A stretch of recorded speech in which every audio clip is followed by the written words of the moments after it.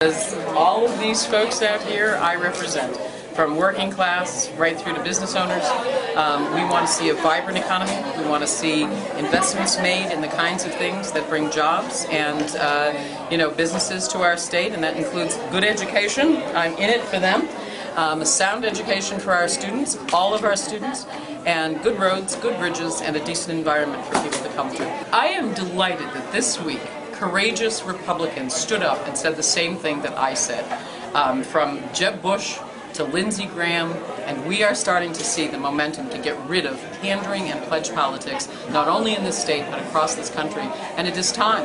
It's time that we had an honest conversation with the people of New Hampshire as to what our priorities are going to be and how we're going to fund them. Because I understand both the working families part of the equation and Main Street businesses. I've traveled that entire path from, somebody brought up in poverty in Berlin, New Hampshire, to being able to teach business at the University of New Hampshire at the Whittemore School and run a business. My husband runs a business, so I know the needs of Main Street businesses, and I've been talking to them all along.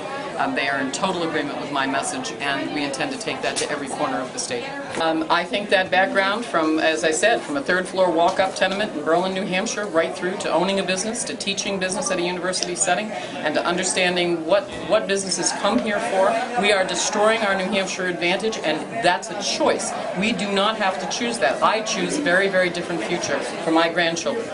I would like them, if they choose, if they want to wander the world, I'm going to be right behind them. But if they want to stay here and they want to raise their families here, I want them to be able to make that choice. And the path we're going down is going to make that more difficult for them. So we're going to turn things around, aren't we? And they're going to have that choice. We are going to put an emphasis on education, no more constitutional amendment discussion about whether we're going to fund your school or your school. My administration will be about how we partner with our communities in order to provide education to every single citizen in this state. I've said repeatedly, education should not be an accident of geography.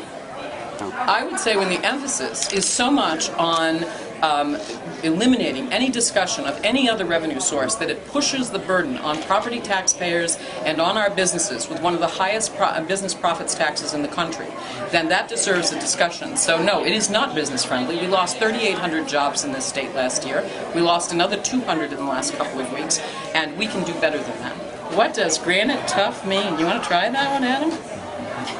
Solid as a rock. I'm of this state, I'm for this state, and I'm passionate about this state. Senator, what's your key difference between your former colleague, Senator Hassan? Well, I think I explained that. I think that we come from very different backgrounds. I think that what I bring to this is an understanding of working families and, as I said, Main Street businesses. We are bringing that all the way across the state. Workers built this state, and they will revitalize it as well. I speak only to my background. That's what I bring.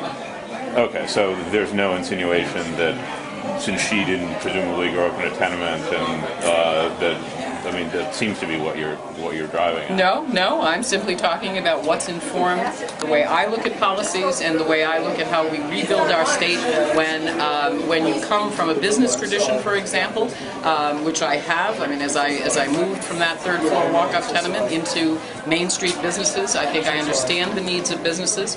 We're not going to do it on wishful thinking. We have to sit down and have serious policy decisions, and the people who are actually at the forefront need to be part of that. I spoke with university and college professors, college presidents yesterday. They need to be at the table. Our state workers need to be at the table. Our business leaders need to be at the table. And we will work out the programs that are most beneficial to them and to the citizens of the state. And is your management style going to be any different than John Lynch's was for the last 8 years? Well, listen, we're individuals. We're very different people. I bring with me not only that educational background and the marketing background. I will probably be, my idea is to use that platform to educate the citizens of the state and to have a very candid conversation with them. I would like to be in our departments more. I'd like to be in our agencies more. I'd like to actually be able to profile the services that they provide to the business community and to our residents. And I intend to be doing that every day of my term.